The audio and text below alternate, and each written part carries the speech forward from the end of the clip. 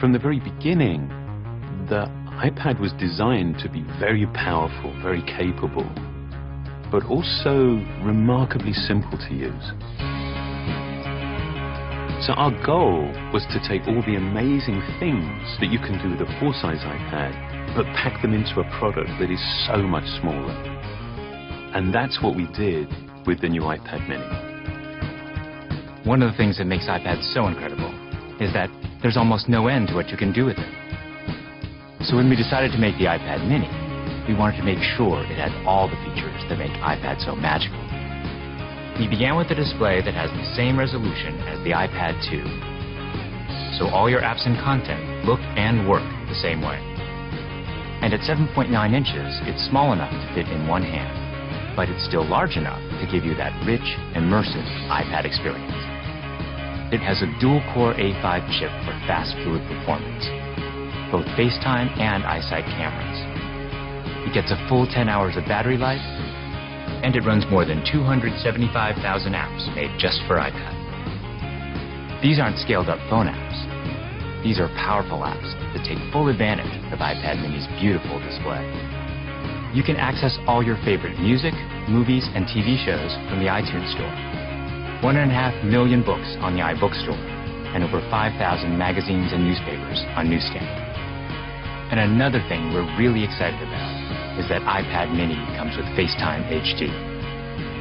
Seeing your friends and family in high definition makes you feel like you're that much closer. If all that we had done was take the original iPad and just reduce it, all that you would be aware of was everything that was just missing. That there is inherent loss in just reducing a product in size. And what we did was we went back to the very beginning and we took the time to design a product that was a concentration of, not a reduction of the original.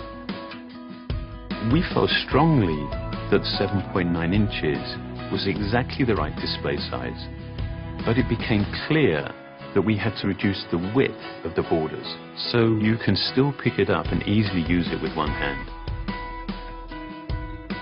We have continued to develop our unibody process. There are essentially two parts to the enclosure, the glass and the aluminium. And that junction, where the two parts actually come together, is incredibly important. The diamond cut chamfer meets seamlessly with the glass. And I think it's a beautiful detail that further reduces parts and actually makes it more durable. We also designed an entirely new smart cover for the iPad mini. By eliminating the separate aluminium hinge, we now essentially wrap the iPad mini in a single, simple colored material. The biggest challenge that we faced was incorporating all of these great features in a much smaller and lighter device. In order to do this, every part had to be custom designed, starting with the display.